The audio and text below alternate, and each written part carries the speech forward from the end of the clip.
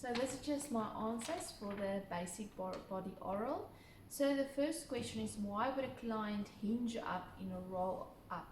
I thought that it might be because of weakened abdominals, which means that the client is not using their abdominals to curl through the spine to roll up. They're rather using their hip flexors to flex the trunk forward. The second reason might be restriction in the lower back, like a flat back, which means that they are unable to flex in the lumbar spine.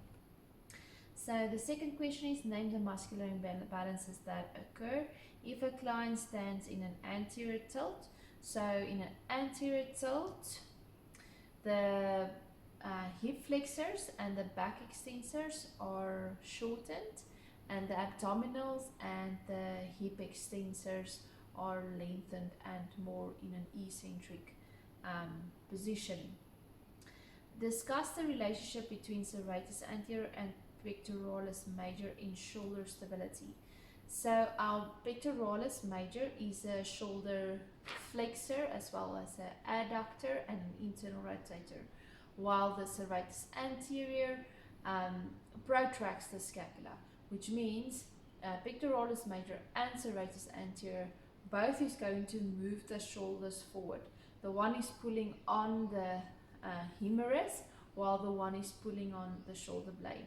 If you want the scapula to stabilize, the muscle to use is serratus anterior because it is pulling the scapula around the rib cage in the scapular plane.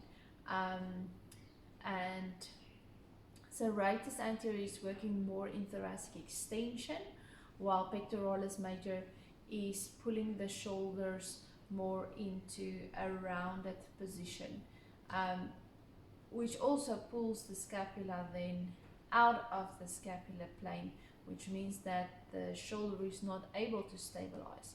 So you need to activate serratus anterior with more thoracic extension, which means that the shoulder blade is going to move in the scapular plane around the edge of the rib cage, stabilizing the shoulder. What would inhibit a client from executing sitting extension properly? So there would be a limited, it might be because of a limitation or a limited ability for the hips to flex deeply. It might be a restriction in the hip joint. It might be because of shortened hamstrings, a spinal restriction, limited flexion in the lumbar spine.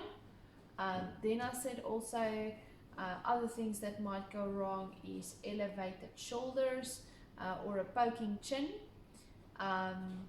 We want the free movement also when doing the sitting extension. And with that, I said inadequate body awareness. So